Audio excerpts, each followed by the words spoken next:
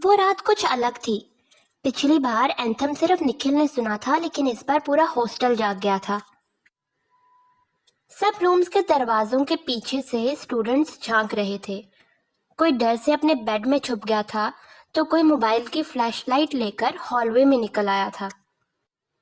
वो म्यूजिक जैसे किसी पुराने ग्रामोफोन से आ रहा था, क्रैकलिंग साउंड के साथ।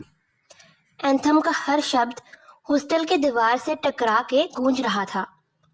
वार्डन मिश्रा ने फौरन अनाउंसमेंट की, सभी स्टूडेंट्स अपने रूम में चले जाएं। ये एक वार्निंग है, किसी ने अगर छठा बिल्डिंग का रुख भी किया तो उसे हॉस्टल से निकाल दिया जाएगा। सब डर गए थे, लेकिन निखिल के दिमाग में कुछ और ही चल रहा था। यह सब इतनी आसानी से खत्म नहीं होगा, उसने अंकित से कहा। अगले दिन लाइब्रेरी में निखिल और अंकित ने एक नया फाइल ढूंढा। रजिस्ट्रार के रिकॉर्ड के मुताबिक अजित वर्मा एक ब्रिलियंट स्टूडेंट था, साइंस में टॉपर, डिसिप्लिन में नंबर 1। लेकिन एक दिन अचानक हॉस्टल में उसकी मौत हो गई। कोई वजह नहीं बताई गई थी। पोस्टमार्टम रिपोर्ट भी मिसिंग थी। उस फाइल के अंदर एक और फोटोग्राफ थी। अजित अपने दोस्तों के साथ छठा बिल्डिंग के टेरेस पे खड़ा था।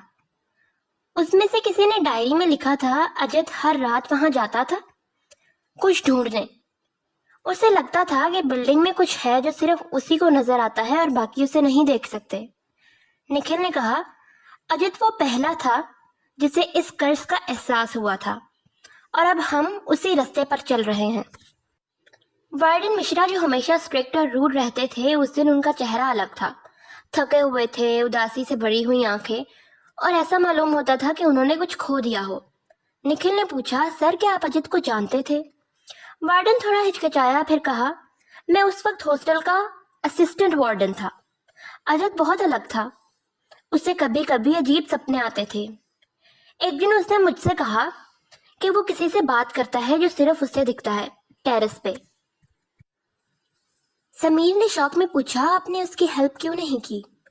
वार्डन ने कहा, मैंने की, लेकिन वो एक दिन चला गया और फिर लाइब्रेरी में उसकी लाश मिली। तब से मैं हर साल उस दिन हॉस्टल बंद कर देता हूँ। वो डेट 13 अगस्त थी। रजत ने कैलेंडर देखा, आज 9 अगस्त है। सब एक दूसरे की तरफ देखने लगे। उस रात हॉस्टल में फिर से आवाज आई। इस बार सिर्फ म्यूजिक की नहीं, किसी की चीख की भी। निखिल, रजत, अंकित और समीर तुरंत निकल आए। आवाज बिल्डिंग के पीछे से आ रही थी, छठा बिल्डिंग के टेरेस से। उस रात हॉस्टल में फिर से आवाज आई। इस बार सिर्फ म्यूजिक नहीं, किसी की चीख भी। निखिल, रजत, अंकित और समीर तुरंत निकल गए। आवाज बिल्डिंग के पीछे से आ रही थी, छठा बिल्डिंग के टेरेस से। टेरेस पे गए तो देखा एक लड़का बेहोश पड़ा था। वो हॉस्टल का जूनियर था, उसका नाम राहुल था। उसके हाथ में एक पुराना लॉकेट था जिसके ऊपर अजित का नाम लिखा था। वो वो मुझे बुलाता है हर रात, कहता है मेरे साथ चलो। मैं तो बस फोटो खींच रहा था। राहुल हिचकिचाया। वार्डन आए, राहुल को उठाया और अपने साथ ले गए। लेकिन तब तक निखिल उस लॉकेट को देख चुका था। अजित वापस आ गया था, या शायद वो कभी गया ही नहीं था। निखिल और टीम गए वापस कमरा नंबर 308 में। उस दिन डायरी के पन्नों में कुछ नए शब्द भी थे जो वहां पहले नहीं थे, जैसे किसी ने लिखे हों रात भर में। मैं उन लोगों का इंतजार कर रहा हूं जो समझ सके मुझे, जो सच ढूंढने आए। तुम पास हो पर दूर भी। ये उस डायरी के शब्द थे। दीवारों पर नई लिखाई थी, हाथों के निशान, खून के छाप, और एक लकीर जो वॉल से फ्लोर तक गई थी, जैसे किसी ने दरवाजा बनाया हो, लेकिन वो दरवाजा खुलता नहीं था।